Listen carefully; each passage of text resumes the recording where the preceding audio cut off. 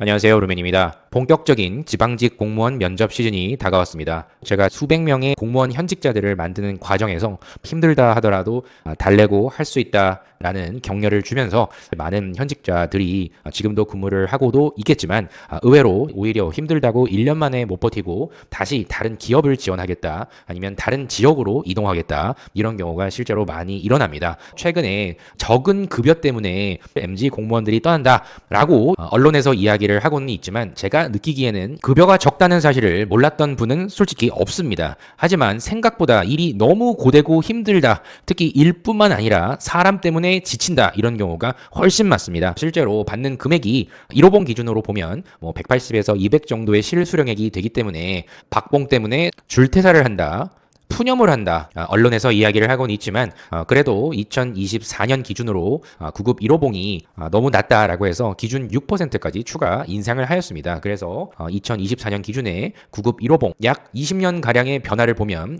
구급과 7급이니까 보실 분들은 잠시 정지해 두시고 보셔도 됩니다. 여기에 수당들이 여러 가지가 있는데, 추가 급여를 받으면 인사혁신처에서 예시를 2023년 기준으로 1월부터 12월까지 구급 1호봉 기준의 월급 보수 지급액이 다음과 같다라고 해서 공개를 해두기도 하였습니다. 물론 매달 조금씩 달라지기는 하나 박봉이다라고 이야기를 하는 건 많이 받는 달이 아니라 평균적으로 받게 되는 급여가 상당히 적기 때문이 아닐까 봅니다. 실제 공제되는 금액도 워낙 많고요. 인사혁신처에서 급여가 생각보다 적지 않다, 이런 메시지를 보내다가 최근에 또다시 신입 공무원들의 줄퇴사가 많다라고 하기 때문에 많은 이슈들이 언론에 지금 나오고 있는 상황입니다. 하지만 급여보다 조직 문화로 인한 면직이 훨씬 더 많습니다. 이런 부분을 오히려 디테일하게 다루어줘야 되는데, 언론에서는 단순히 이런 급여에만 초점이 맞춰진 경우가 상당히 많은 것 같아서 실제 어떤 이유로 인해서 면직을 하고 다른 길을 찾는 것인지 크게 몇 가지만 추가로 더 알아보면 이와 같습니다. 업무 습득에 대한 어려움을 호소하시는 분들이 상당히 많습니다.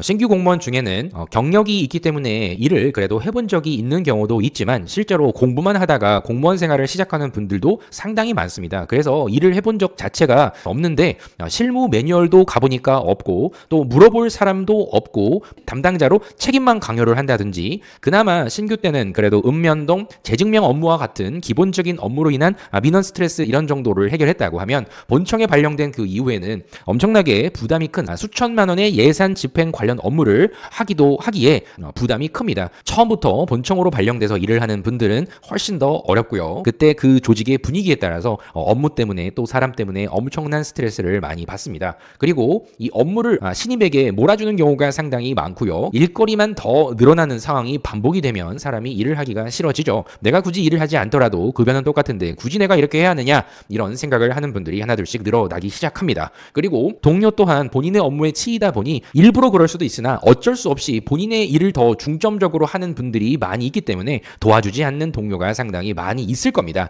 이기적으로 일을 하는 공직자들이 모여있는 집단에 소속이 되면 결국 모든 일은 내가 책임지고 임해야 하는 상황이 발생할 수밖에 없다. 그리고 웬만한 업무를 참기는 하지만 악성 민원이 발생했을 때 나를 도와주려고 하는 그런 것보다는 어떻게 되든지 말든지 모르는 척하고 얽히지 않으려고 하는 이기적인 집단 문화에 상당히 현타가 많이 왔다, 이렇게 얘기를 많이 합니다. 그리고 민원도 상당히 악성 민원도 많기 때문에 이런 이들을 매일 대처한다는 것 자체도 힘든데, 악성 민원 이상의 이상한 마인드를 가지고 일하고 있는 옆 동료 공무원들도 많다. 이것뿐만 아니라 지방공무원 같은 경우에는 워라밸 자체가 없을 수밖에 없는 구조가 있습니다. 지역마다 이제 코로나가 끝났기 때문에 지역 축제, 선거철이 되면 인력 동원 이런 이유로 야근이나 주말 근무가 본인의 업무 외적으로도 많이 발생하고요. 산불, 태풍, 폭우, 폭설, 각종 동물들 있죠. 소, 돼지, 닭, 오리, 감염병 발생했을 때 비상 근무, 그 외적으로도 지방으로 갈수록 더 심한 술, 회식, 등산 이런 부분에 강요, 그리고 내 개인적인 사생활에 대한 간섭 되게 힘들어하는 분들이 많습니다. 특히 공무원은 근로기준법이 적용이 제외가 되기 때문에 이런 부분들이 오히려 사각지대로 지금 계속 놓여져 있는 경우가 많다는 이야기를 상당히 많이 합니다. 무엇보다 일보다는 사람 때문에 더 힘들어하는 분들이 훨씬 더 많습니다. 그 대표적인 사례가 선임 상사들이죠. 일을 안 하는 상사가 많고, 일도 해봤자 못하는 경우도 많고, 업무 외적으로도 개인적인 지시를 하는 경우도 실제로도 있고, 그런데 그들이 승진이 되는 걸 보면서 상당히 박탈감이 오는 경우가 많이 있다, 이렇게 얘기를 많이 하죠.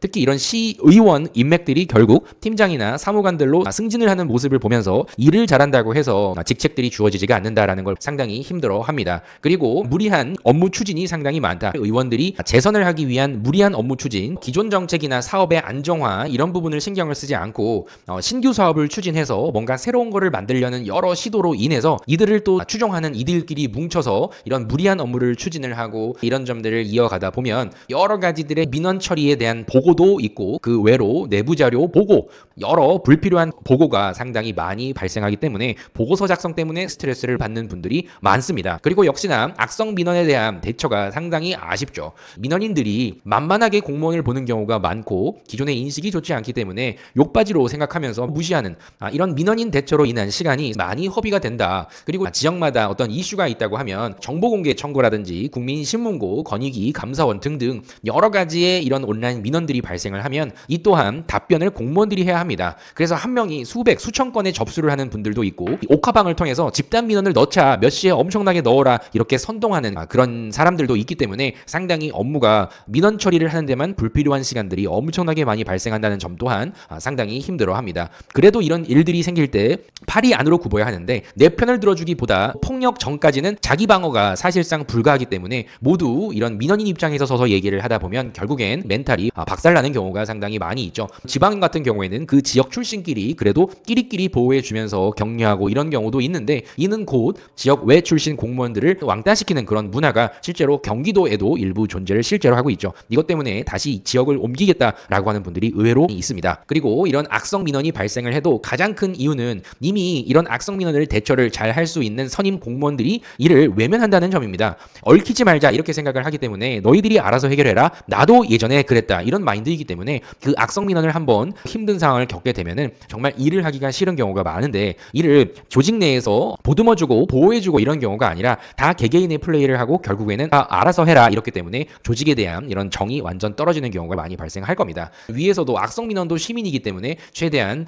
얘기 없이 잘 처리해라 이런 분위기가 형성이 되어 있기 때문에 악성 민원에 대한 대처를 하기가 어려워합니다. 면직을 하겠습니다 라고 찾아오시는 분들께서는 너무 가슴이 답답하고 스트레스로 인한 불면증 엄청나게 오래 시달렸다 다 이야기를 많이 하십니다. 특히 악성 민원을 너무 많이 막아내다 보니 이런 전화 벨만 울리면 너무 공포스럽고 진동조차 하지 못하고 무음으로 지낸다. 너무 이기적인 조직이다. 혀를 내두르는 그런 분들이 많이 있었습니다. 그래서 공조직 같은 경우에는 실제 저 연차들이 업무량이 많이 너무 몰려있죠. 팀장급부터는 일도 널널하고 급여도 많이 받고 그때까지 버티자 이런 형태로 그들도 신입부터 버텼기 때문에 이게 계속 악순환이 되는 경우가 많이 있죠.